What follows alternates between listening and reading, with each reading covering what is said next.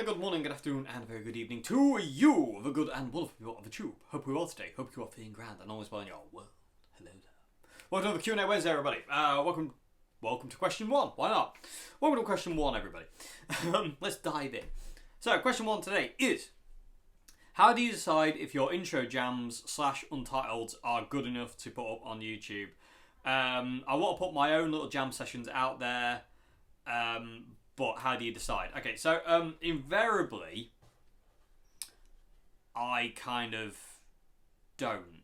I don't give my brain the option. Because if I give my brain the option, I wouldn't have anything on this channel. In all fairness, Joe's got a big hand to play in this, because there has been many videos I wouldn't have put up if I hadn't gone to her and said, "What do you think to this?" She goes, "It's fine, put it up." So you got Joe to thank for a lot of the videos, because if it weren't for her, I probably wouldn't have put up some of the stuff I've put up, because I didn't think it was good enough, or it's not good enough. And I've learned myself to to be less even though I still am massively, but less not necessarily hard on myself, because I'm very hard on myself with playing. But it's okay, it's fine. Just put it up, and what will be, if you know what I mean. Because I do get to a point. I've spoken about it before. I get this fear that what I'm doing is either good enough, or doesn't sound properly, or the sound's rubbish, or this, that, and the other. You know what I mean? I constantly have this fear that I'm doing wrong. You know what I mean? Everything I do is wrong. That's wrong. You shouldn't have done that. You shouldn't have done this. You should have done that. You should have done this, but you didn't. And as a result, you shouldn't put that video out.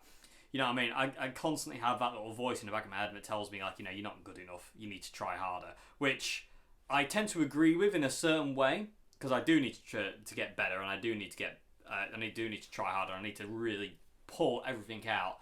Really dig deep for some stuff, because that's where the best stuff lies. Is where you really dig deep and you pull out all this stuff from inside yourself. But at the same time, that can be a really bad thing, because your brain can just be constantly you can fall into a trap of that's not good enough, delete, that's not good enough, delete, that's not good enough, delete, you know what I mean? And then all of a sudden you're just wiping really good ideas, if you know what I mean, or you're wiping stuff that could somebody would have enjoyed. So like I say, if I'm a bit confuzzled about a video, if I don't know if that's good enough, should I put this up, I'll invariably go to Joe and have to torture her and get her to watch the video a bit and to see what she reckons. There's been videos in the past where I'm like, that isn't good enough, and I've gone to Joe and said, "Do you reckon this is any good?" And she's like, "Yeah, it's fine, there's nothing wrong with it, put it up, people will enjoy it." And there's been a lot of times where I'm like, I don't know about this one. But what I tend to do is, this is one of the reasons why I like doing one take intro jams and one take Untitleds. Because it captures that point in time, and also the fact is I can't, because it's the way I do Untitleds and intro jams, I can't go back and fix anything.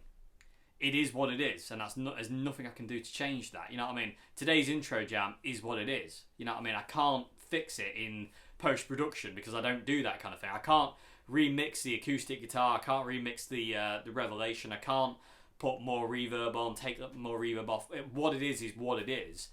And I like that, because it doesn't give my brain the chance to start analysing things. Because I'm sure we've all been there at some point, especially if you ever recorded guitar. Have you ever gone, "Oh, I can do that better," and then you go back and do it again, and you're like, "No, I can still do better." And then you go back and do it again, and you go, "No, I can do it better." And like 1,000 takes down the line, you've totally lost it, and you go back to take one, and you realise take one was actually perfect. So I want to quote Devin Townsend, because Devin Townsend said something about recording music. He said the best idea of it, he says, is to record it, to get everything you want it to do in it, record it, mix it, get it out, and forget about it. Because otherwise you'll just be torturing yourself forever over, is it finished? Have I done everything I can to this to make it the best it can be? So basically just get it done, get it out, and forget about it. And hopefully people will enjoy it. And if they don't, they don't. You know what I mean? And if they do, they do. It's one of those flip of a coin things, really, more than anything. But yeah, I mean, how do I decide if they're good enough or not? It's literally just down to kind of like how it feels. But there have been some jams I've done in the past that I've gone, that wasn't good enough. That was nowhere near good enough, and I just felt like it was just like wasn't very good. And I've gone to Jo, I've said, "Is this any good?" And she's like, "Yeah, it's fine." And then I've put it up, and people have absolutely loved it. So it just goes to show my brain doesn't have any, that stupid side of my brain doesn't have any idea really about what people like and what it doesn't. It just likes to put me down more than anything else. Yeah, it just likes to put me in my place, put me where it thinks I belong, so to say. And like, no, not good enough. You're just not good enough, Dave. You're not good enough. You need to try harder. Forget that. Delete that. You know, it just kind of like shows it that, like, you know, he doesn't know anything, if that makes any sense. You know, if I feel something's quite good, you know, or I feel like, you know, there was something really strong in like an intro jam or an Untitled or anything I did, then like, yeah, definitely. But the problem is, I do get this kind of fear thing a lot. Like, I'm getting it now in this Untitled. I feel like I'm waffling on and not answering the question properly. But I do get the fear, like live, especially live, I get the fear that I'm not entertaining enough. I'm not good enough to be playing on stage. I'm not good enough to be. I'm not playing well enough. I'm overplaying, or this, that, and the other. So I get all these kind of like little self-conscious things, and they all kind of like lead to me just kind of like to be in like some kind of weird turmoil in my head. But invariably I can shut that out when I play the guitar. I can shut it up when I play. I can't. I struggle to shut it up when I'm not playing the guitar, if you know what I mean. When I play music, that's all there is, if that makes any sense. That's all there is. There is nothing else but the song that I'm playing, you know what I mean, and how to add to that and express myself through it. So yeah. Like I say, how do I decide on titles and intro jams if they're good enough? I kind of don't. I just kind of record it first take. Like I said, I don't like to do multiple takes because I've found in the past that if I do like multiple takes of an intro jam, I will lose focus by take 3 or 4 on the original feel of where the intro jam came from. And as much as I don't understand where these intro jams come from, or stuff like, you know, where these things just kind of like come from, if I start to analyse it, that feeling starts to go away and it just becomes more contrived, and I don't like that, which is why most of these intro jams are 1 or 2 takes. 2 takes only if I really, really mess up.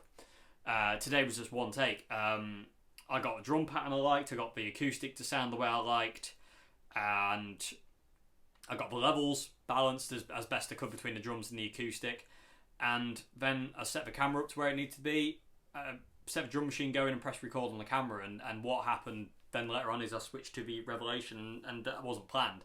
None of that was planned.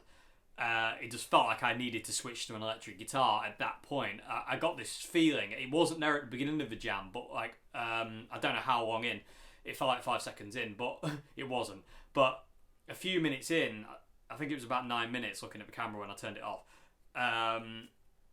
Not my brain, but I felt it wasn't a brain kind of thought. It was a feeling of I needed to switch to my Revelation, and Revelation's always in here in this room. It's just on a guitar stand there, and I just was like, I need to switch. It was a need. I felt like I needed to get a loop going and switch to the Revelation and play a melodic, slowish kind of guitar solo over the top. And there was at one point I wanted to kind of like, I kind of feel the idea of I wanted to kind of like go crazy John Frusciante shred mode and kick on the Ibanez wah and do that. And that was also what my brain wanted to do. And then I had a feel of like, no, don't do that. That doesn't add anything to the song. That will take away from the song if you do that. And I don't know if you can see it, but at one point I did go and stand on the wah pedal. I swear I went and stood on the wah pedal. I could be totally wrong in that assumption. But I moved over to it, and it was almost like I need to do this kind of crazy John shred thing, and my brain said that, and then this feeling just came over me of like, nope, back off from that.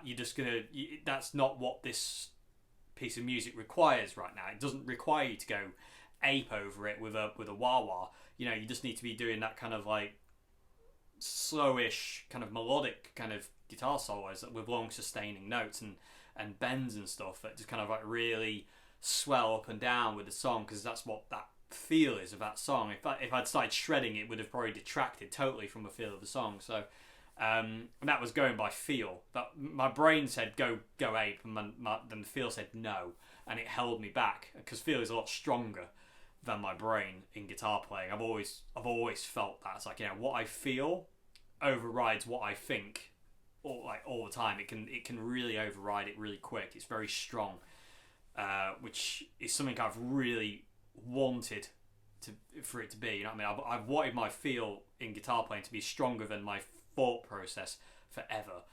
For a long time, because I've always wanted people to feel what I play instead of just being wowed at like widdly diddly kind of stuff. I want people to have to feel it. That's my main goal in life as a guitarist, is for people to really feel what I play, not get wowed by technical ability, which I don't have technical ability that much. I can do certain things, but I don't have amazing technical ability compared to like some guitarists out there. But I don't care.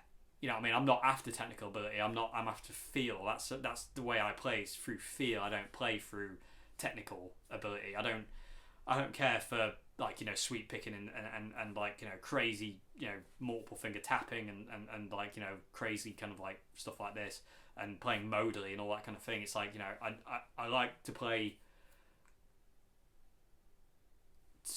how I play, if that makes any sense. I don't know if that makes any sense, but yeah. So I've gone well off a point here, haven't I? Tangenting away. But yeah, how do I let's get back to the point. How do I decide if my intro jams or Untitles are good enough? I kind of don't. I just kind of like either go to Joe if I've overthought it, and if I haven't given my chance to overthink it, I just literally record it, have done with it, and then put it in a video and put it out to the world before my brain goes, that isn't good enough. But it will still do that, and my brain will still go, that's not good enough, Dave, that's terrible. People are going to hate that. They're going to hate you, and they're going to mock you and ridicule you for that piece of music, 'cause it's terrible.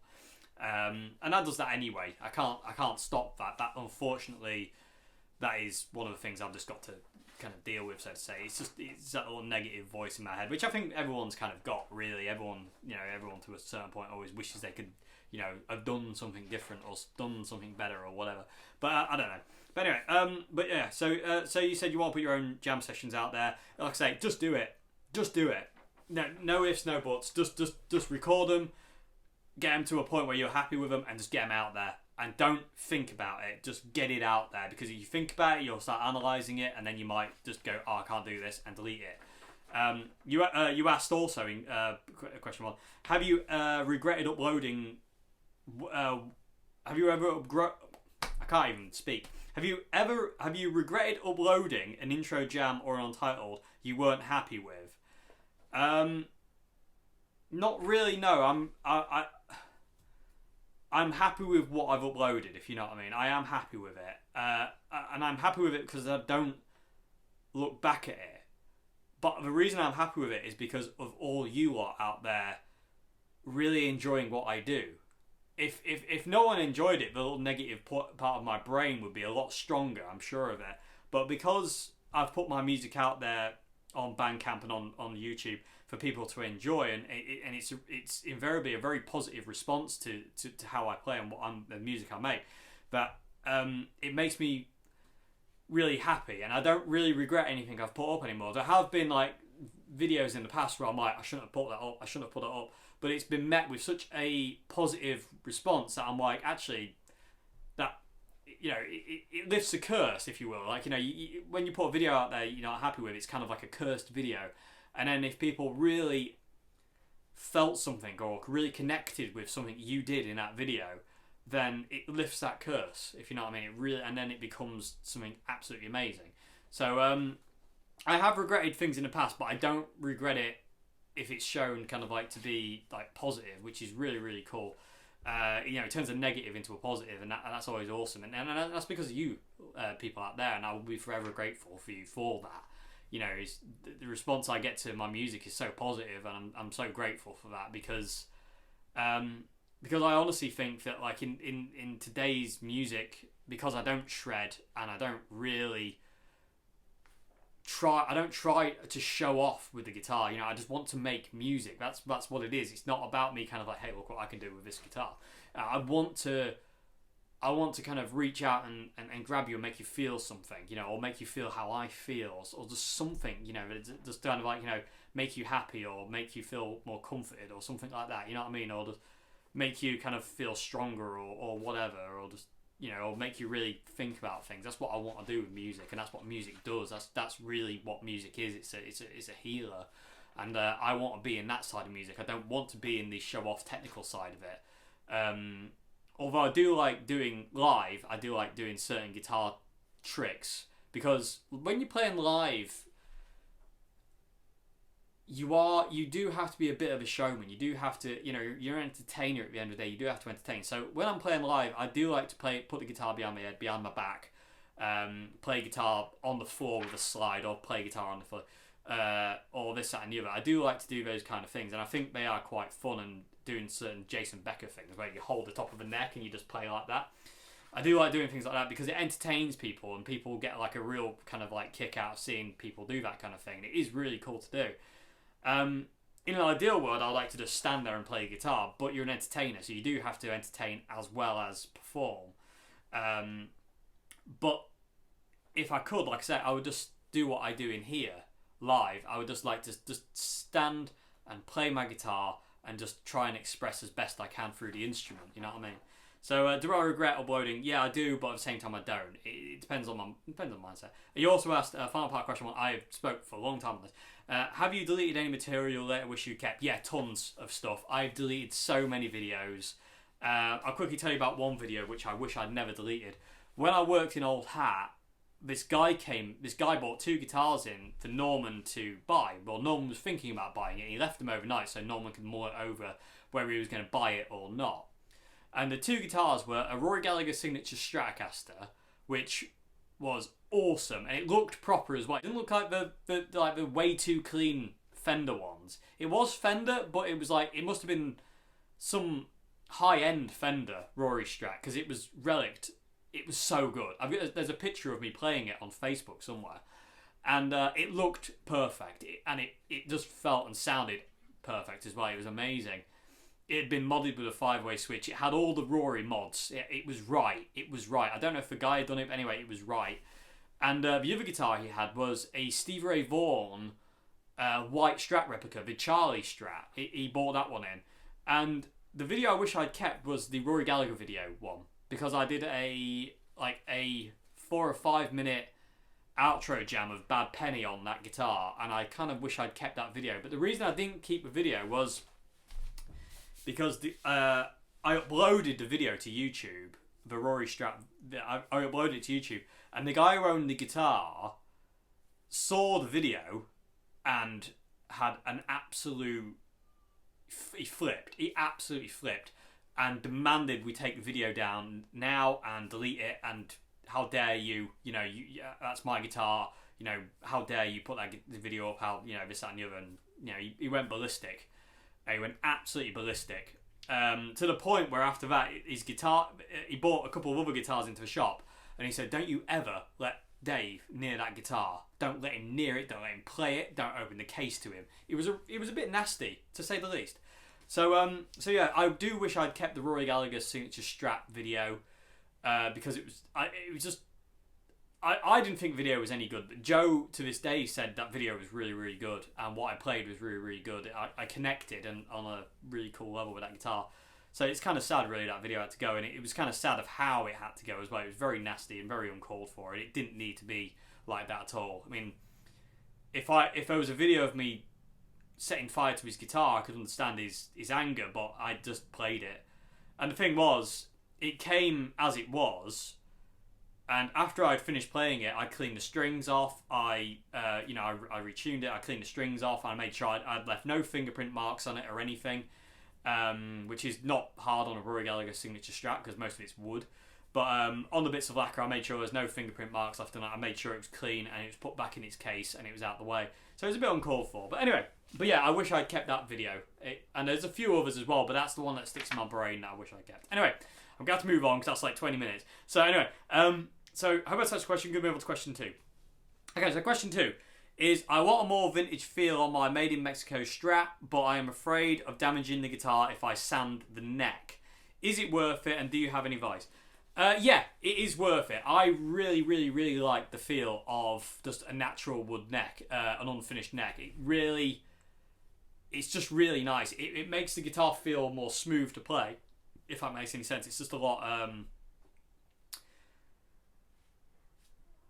what's the word? It's just a lot more freer, if that makes any sense. It really does feel nice. Certain lacquered necks feel great. The Revelation never gunges up.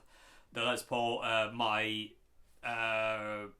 Squier Jaguar, the neck on that is still got lacquer finish on it, and it never gunges up. The 62 has got a varnish finish, and that never gunges up. That's really nice as well. But my number one Strat, my white Fender, always got really sticky. I remember at gigs I would have to keep, if I had got a really sweaty hand, I had to keep wiping the neck down because it got sticky and my hand would kind of like, I wouldn't be able to kind of flow. So I took the finish off the back of that neck. I just got rid of the lacquer, and all of a sudden that guitar was like, and then I did it on my first ever Oswald Strat that Nick gave me. I took the nitro off that with the help of my friend James. And there's other couple of guitars I've done that to, and it always feels so nice. If the guitar feels great with the finish, leave it alone. But if you don't like the lacquer, then if it is sticky, then yeah, I would advise maybe taking it off. And the advice I'd give you is just be as delicate and take as much time as you can. Don't rush it. Just do bit by bit. Do not rush into doing it. It's definitely worth doing if you don't like the lacquer finish. If you want more of a natural feel to the neck, it's definitely worth doing. But just take your time. Don't rush it. Just not take it nice and slow, and just kind of like that's the way to do it. And don't start with really heavy grit sandpaper. Just start with maybe light grit and just kind of like really but maybe about 400 600 grit sandpaper. And just make the lacquer satin to start with. Maybe not and take the lacquer off. Just sand the neck down with like 600 grit sandpaper. So the lacquer goes kind of more to a satiny, matte kind of finish. And see how that feels. And if it's still not there, then just keep gradually taking it down. But just be careful and just take your time. But like I say, if the guitar feels fine as it is, I would leave it alone. If you're not having any problems with it, I would leave it alone. Like I said, if I don't have any problems with the guitar with a lacquered neck, like for instance my Revelation, the 59 here, the neck on that never feels like it's gunging up. You know what I mean? It never feels like it's sticking. My hand's sticking to it. Even when I get really sweaty hands, it's fine. So I would never do anything to that neck. I'll just leave it the way it is because it's fine. Same with my Squier Jag. But like I say, my white Strat used to stick all the time. It got really sticky. So when that came off, when I took it off, I found that guitar immediately. I felt a lot more freer all of a sudden. It was quite. It was really, really cool actually. And I say I love that guitar so much anyway. It just made me. I don't think it was possible to love it anymore, but it kind of it made it more freer and easy to flow on the guitar because there was nothing ever gunging it up. But like I say, my advice would be if you like the guitar the way it is, don't touch it. But if there is something if you don't like the lacquer finish on the neck, then yeah, but like I say, 600 grit sandpaper, take it down to a satin matte finish, and if that still isn't there, just over a period of days, keep the guitar strung up as well, because then you'll be able to feel how it feels instead of like taking the strings off, taking the neck off. There's no point. They don't need to do that. And just keep going at it over so many days. The Harley Benton Strat that I had, and I say had because I've recently had to sell it, which I didn't want to do, but such is life when you need money. But the guy I sold it to, when I sold it to him, I was like, it's gone to a good home, so I'm really happy about that. So I love that. I like knowing a guitar's gone to a good home. And the guy messaged me after he got home with it and said he can't stop playing it. So I was like, yes, that's wicked. It's gone to a good home, which I'm very happy about. Although I do miss it already, but such is life. Just take your time. Don't rush it. There's no rush to it, especially if you just kind of keep the guitar strung up. Eventually, it'll get down to a point where, you're happy with it. But just take your time with it. Do not rush. Take your time. Keep the guitar strung up so you can keep playing it, and eventually you will get to a point where you're like, yep, that'll do. But like I say, if you don't have any problem, if you like it the way it is, don't touch it. You know what I mean? Because it could ruin the feel of the guitar. You could very easily overstand or get it to a point where you're not happy with it, and then you kind of can't get it back. You know what I mean? So you got to be careful. That's why I say take your time with it. Do not rush it. So that'd be my advice for what that's worth. So yeah, hope that's answered your question. Moving on to question 3 now. Okay, so question 3. How are you dealing with... I've forgotten how to talk. How are you dealing with being known on social media / YouTube? Because not all comments and discussions are positive, and I can imagine the issues you deal with personally may compound negative comments. I'm curious how you even decided to put yourself up, given your background. Okay, so it's such a really good question. Yeah, because there is a really bad negative side to YouTube and putting yourself out on social media where people can just latch onto you. And that'll happen no matter what. There's always going to be somebody who will be in their bonnet about something, you know what I mean? So you're going to do something that's going to annoy somebody for no reason whatsoever. For instance, like, I get messages all the time. Oh, I don't get messages all the time, luckily, but I got a message off a guy. I used to have a spider. It's actually just up there. Yeah, I don't think you can see it, but it's up there. I used to have a spider on top of my amps. It's like this little animatronic, remote-controlled animatronic spider that Joe bought me for Christmas a couple of years ago. And I used to have it sat on top of my amps. And for months and months and months, this guy was messaging me saying, like, you know, can you take that spider away, please? I don't like it in your videos. Can you get rid of it? I was like, it's just a toy. It doesn't... It's just sat there. What's wrong with it? You know, I've got extreme arachnophobia. I hate spiders, but I am absolutely fascinated by spiders. I can't be in the same room as a spider, but they absolutely fascinate me. And they're one of those creatures, creepy crawlies, that I've done a lot of research into, and for some reason I know quite a lot about spiders, even though they scare the hell out of me. And I'm a big arachnophobic, and I have been forever. But that's why I always get bought spiders. But this guy messaged me saying, can you remove that from your videos? And I was like, no, it's just, what? Anyway, this went on for a few weeks, and he goes, if you don't remove that spider, then I will unsubscribe from your channel. Which is a shame, he says, because I really enjoy your videos. And I was like, that's not a reason. And that's certainly not a good enough reason, because there's a toy spider in my videos to unsubscribe if you enjoy the videos. Anyway, I did one video where I had to move the spider for the intro jam. I had to move the spider. It was in the way of something, so I had to move it out the way for the intro jam. But after the intro jam, I put it back to where it was.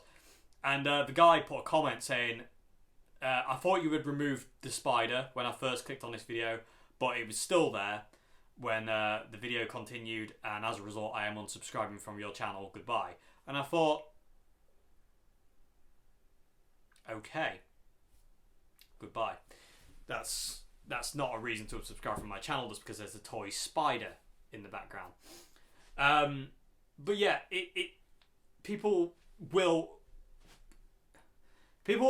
some people almost feel the need to complain about things these days. Like, you know, I've got to have a negative thought about something. I've got to complain about something.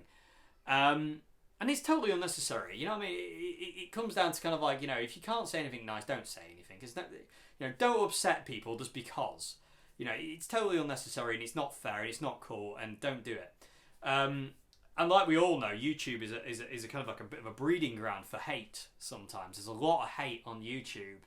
And I get hate comments on my channel, but I police my channel. I go through all the comments. And anything that's nasty, I'll just delete it. You know, or if... You know, but there has been times in the past where somebody's put a nasty comment up and I've replied to it, invariably about my hair, and I've replied to it. Some guy once put, you need to cut your hair or something like that. It was a very derogatory comment, nasty comment about my hair and the way I look. And I put a comment back saying, like, you know, no, basically, no. It took me many years to look this good. You know what I mean? I did something like that, and then invariably you never hear from them again, you know. And then and the thing is, because I know, because I've gone through all the comments for so many years, I know these trolls when they pop up because I've never seen their name before and I never seen their name again. So yeah, I mean, it is a bit of a breeding ground for people who are a bit nasty, but you just kind of have to just kind of go, yeah, whatever. You know what I mean? It's hard to do. It's very hard to do that but you do have to do it. You do have to kind of be a bit more like, don't care what you think, and I don't care what you say. You know what I mean? You know, one guy once told me my guitar would sound better if I wore better clothes, but you know, Fender were all out of tone cloaks at the time. You know, the Fender tone cloak was, you know, discontinued at the time, so I couldn't get anything to make me sound better because, you know. But no, seriously, I've had some really nasty comments over the years. I've had some really nasty comments, and they're really unnecessary and they're really uncalled for, some of them, and especially because of the way I look. You know what I mean? That people will revel in the fact that I'm going bald. People will love the fact I've got long hair, but I've got nothing there. People love that. You know what I mean? It's like, but I always want to say to people, the reason I look this way is because I hate myself. And you saying those nasty things makes me hate myself even more. So now imagine, and this is what I want to say to these trolls. So now imagine that you leave a comment on somebody's video, they look a bit dishevelled maybe, and they thought they would put something up that they were proud of, and you beat them down mercilessly with bad language and just nastiness and horrificness. What happens if that person goes and jumps off a bridge because of your comment? You know, because I would, you know, and if your answer is I don't care, I think you need to question what kind of human you are. That's what I always want to say to trolls, because I think it's vile. Some of the things that people put up on videos is vile. I've had some really horrific comments on my videos aimed at me. But there's not much people can say to me that can offend me any more than what happened to me at school. You know what I mean? I got bullied, never physically at school, but mentally at school. Hence why I now have a panic PTSD disorder through people being nasty to me. So there's nothing anybody can do, or well, there's nothing anybody can say to me that hasn't already been said to me and will affect me any more than I've already been affected. So there's nothing anybody can do. Anyway, I'm waffling here. Sorry, but yeah. So, but I do want to say that to some people who decide, you know, some of these trolls. It's like, you know, luckily, this channel has got it's the best community in the world. You're all awesome people, and I love you all because you're all awesome, and I appreciate every single one of you watching, because not all. You're not horrible people. You're here for, you know, you're here for music, and you're here to discuss things. And I love getting involved. I love reading your comments. I love, like, you know, when I do videos on, like, you know, an amp sound, I love to know what you hear. I absolutely love it, and I like the whole community thing. I like the idea that this channel has a community. That makes me so happy. But there is so many nasty people out there who want to kind of, like, you know, get their little 5 pence in, and I just delete them. There have been people who have put massive paragraphs up on why I'm a scumbag. I've been told to go and kill myself before, and I think that's just vile. Coming from my background, it is absolutely horrific. What as a creator, sometimes what you have to deal with some people. Having been there several hundred times as well, it's like, you know, don't tell me to do that, because that gives my brain ammunition to want to do that. And if you don't care, then, like I say, you have to question what kind of a human you are, and what bitter, sick, twisted human being would say that in the first place.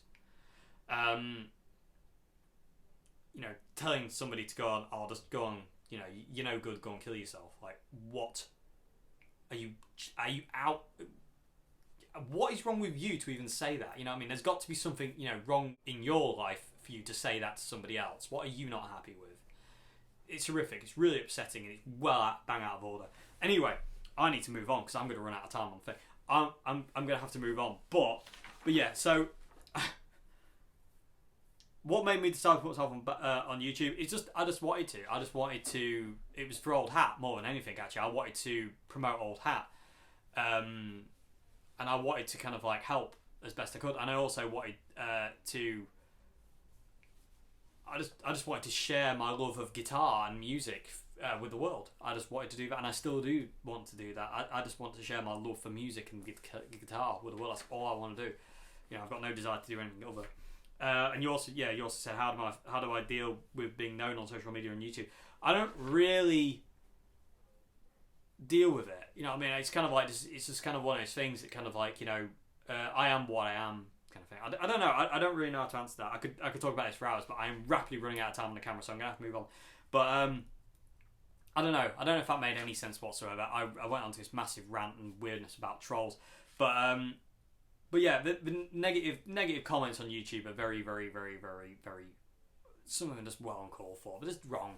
And they get a delete button on my channel. I police my channel, like, for things like that. I don't stand for any of it. If you're gonna be nasty, and you're gonna be derogatory to me, or you're just gonna be horrible just because you just want to be or whatever, you're gonna make a stupid comment about the fact I'm going bald, then you're just gonna get deleted.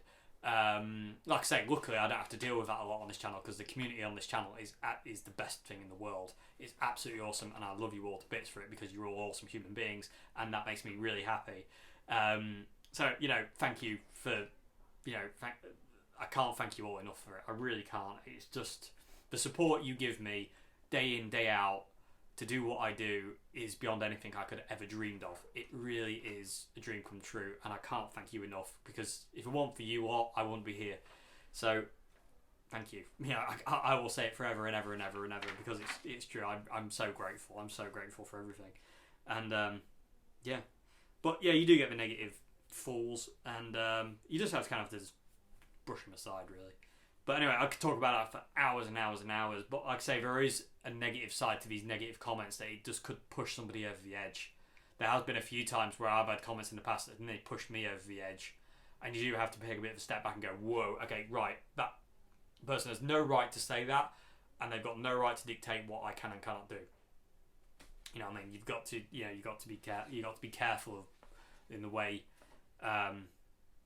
it affects you. You know, you've got to be really careful. But yeah, I mean, the whole social media thing. I mean, I have got a strong backbone because of what's happened to me in the past. So, like I said, there's nothing anybody can say that's any worse than what I've experienced in my life anyway.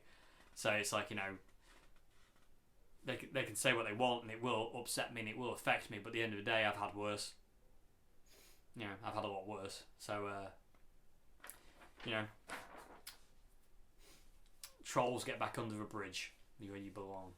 In my opinion, you know, if you can't say anything good or positive or, you know, anything supportive, then just get out. You're not worthy of even being able to comment. If it's going to be nasty and like, what the hell, you know, I don't understand it. It's just nastiness. Oh, I'm just nasty for the sake of being nasty. It's pathetic. Anyway, I hope that's answered your question. I don't know if it has. There's the fear again. I think I've totally ruined that question. But I'm going to have to move on because I'm running out of time. Okay, so question 4 is, have you still got the Roadworn 60 Strat? No, I do not. I sold it a long time ago, so I do apologise immensely. So yeah, it's gone. Okay, so question 5. What is your take on build quality and tonality of Strats in different price ranges? Because you're interested in buying a guitar Fender. I don't know, because I've played USA Strats where the quality is terrible, and I've played Mexican Strats where the quality is better. So it just goes on a guitar by guitar basis more than anything. You've just got to pick up a guitar, and if that guitar speaks to you, that's the one for you. If it doesn't speak to you, then, you know, don't go for it. It's got to connect. It's got to connect. The guitar has got to connect, and I'm going to have to rock it a bit because I'm running out of time on the camera. On the memory card, should I say. It's not the camera, it's the memory card. But build quality, like I say, it just depends on the guitar and kind of what you're after. If the guitar feels sturdy and solid, then, you know, then woohoo. You know, but if it doesn't feel right to you, then I wouldn't go for it. But you've got to be you've got to connect with an instrument. You can't just buy a guitar. Well, you can, but it's a bit of a shot in the dark if you just buy a guitar kind of like without trying it first. It can be a bit of kind of buying blind can be a bit scary sometimes, and you can fail sometimes. You know, my Harley Benton that I said I sold recently, that was a fail. Like when I got that guitar didn't work for me at all. It took a lot of work to get that guitar to behave the way I wanted it to behave, because I didn't connect with it at all in that first video whatsoever. You know, so quality. I mean, quality differs. It doesn't really matter. You can have the most expensive guitar in the world, but it could have some shoddy parts in it. You know what I mean? You know, you could have some shoddy. You know, it could have a dry joint on the solder. It could develop a dry joint on the solder. You know, one of the volume pots could go bad. You know, it's just one of those things that can happen. You know, I've played really expensive guitars that have so many faults. Like, you know, you're thinking, why would you buy this for this amount of money with this problem, this many problems? Whereas I've played some really cheapo guitars, and I'm like, this is amazing. It feels well built. It feels solid as rock. There's nothing wrong with this. You know, I would have this over that. You know what I mean? So you just got to take it guitar by guitar basis, but you do have to connect with it. That is absolutely key when buying a guitar. Is it has to connect with you. If it doesn't connect with you, don't buy it, no matter how much you might want it. You have to find a guitar that clicks with you in here. If that doesn't happen, you're never going to want to play it, if you know what I mean. So, because the wow factor wears off, and I've done a video on the wow factor, but yeah, that wears off, so be careful. You also asked, have I played a G&L Legacy, and could you get a John Frusciante tone out of a G&L? Yeah, you definitely get a G&L, John Frusciante tone out of a G&L, because, you know, it's, you know, Leo Fender design guitar. So they still have that Stratty tone. So yeah, you can definitely get a John tone out of a G&L. Have I played a G&L Legacy? I think I have. I played a few G&Ls, and I've liked every single one of them I played. I loved the G&L headstock, but that's because of Jerry Cantrell and his Rampage. And I've always wanted a G&L Rampage.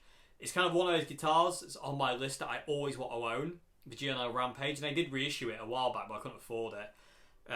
So it kind of went by the wayside. But I've always wanted a G&L Rampage because I'm a massive Jerry Cantrell fan.